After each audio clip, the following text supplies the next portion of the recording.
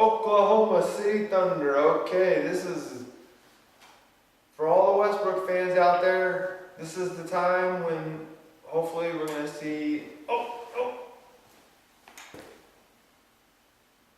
Start over. Okay. Oklahoma City Thunder. So this is the year for all us Westbrook fans to finally. Well, I don't even care if anyone else notices, but I'm guessing this will be the year that you start to hear these narrative changes. No one even knows why. Everyone starts saying the same. Boy, I think that Russell Westbrook's really improved, and that he may be as equally important as Kevin Durant to the Oklahoma City Thunder. You better fucking believe he is. Sorry, excuse my language, but this guy's been as equally important to the Thunder the whole time. And, or maybe not the whole time, but at least the last 3-4 seasons. This dude plays basketball unlike anyone else I've ever seen. He plays with a tenacity. He maximizes his athleticism. Like I was saying earlier about D Rose. D Rose is probably a better athlete than Russell Westbrook. I mean, Russell Westbrook's like 1A, and then there's D Rose is 1, so it's not much below. But the big difference that I see when I watch him play is or one of the big differences, there's a couple. One of the big differences is Russell Westbrook plays it all out. He is not afraid to get high. He is not afraid to just lay it all on the line. Now I'm not saying, what I mean by this is I don't mean that D Rose consciously pulls up or does anything. I don't mean that. What I mean is I don't think he allows himself to go to the same places that Russell Westbrook does. I mean, there's just a viciousness, a tenacity, and just a pure passion for the game of basketball when you watch Russell Westbrook. It's just awesome. And it's exciting to watch that dude play. If nothing else, just go watch a YouTube. If you want to get pumped, if you want to get really pumped about just basketball in general, go type in Russell Westbrook top 10 dunks all time. I mean, you'll be like, I want to run through a wall. So yeah, I'm very excited about Russell Westbrook. Obviously, I think he's amazing. The rest of the team without Durant, yeah, I mean, this team, they really rely on those two dudes. At least in my opinion, it would be very interesting to see what they can do. As much as I love Russ, I'm very interested to see what Scotty Brooks can do. Like what kind of lineups he can come up with to maximize this team. The other interesting thing that I think is kind of overlooked is they're going to be focusing on Westbrook and his new role as being the main guy, but Serge Ibaka. Now there's a guy who has been the third option and a real third option. I mean, there's 1 and 2, and then there's 3 down here, and he's closer to 4 or 5 than he was the third option. But he's developed a three-pointer out to the corner 3. I mean, he's developed a jumper out to the corner 3. He has improved dramatically, and there's like the whole confidence effect, right?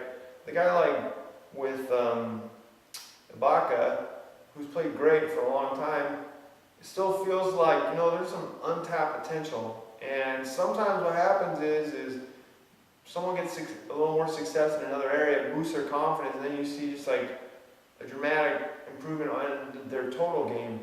And I really think Ibaka kind of fits that mold, especially because the team that he's been playing on has been playing at a very high level for a very long time. When you watch him play, his head is in the game. This dude really competes, and he really wants to win. And when you combine that with some, like I said, which I think will be more success on the offensive end, it could lead to even better defense and just all-around game. I think he could really blossom this year. Let's see here. Yeah, I mean, this team is not. I mean, they got some real D-League caliber players, man. I mean, not they may be more talented, but this is what the league thinks of them. So you got guys like, they picked up Michael Jenkins, shooting guard. I'm not familiar with John Jenkins. They picked up Grant Jarrett in the second round from U of A. Again, no one's very high on him. Perry Jones, same thing. Everyone's talked talented, but he's never shown any basketball aptitude. Jeremy Lamb, I just think, is terribly overrated. He doesn't play with any real sense of confidence. And to be a 2 in the NBA, you gotta play with some confidence. Mitch McGary, now there's an interesting guy. He's shown some basketball aptitude and he's big, and he seems to really want to play. He really seems to have a desire to be good at basketball. Anthony Morrow, again, just a guy who bounces around, stands around, shoots threes all game. Kendrick Perkins is still on the team, and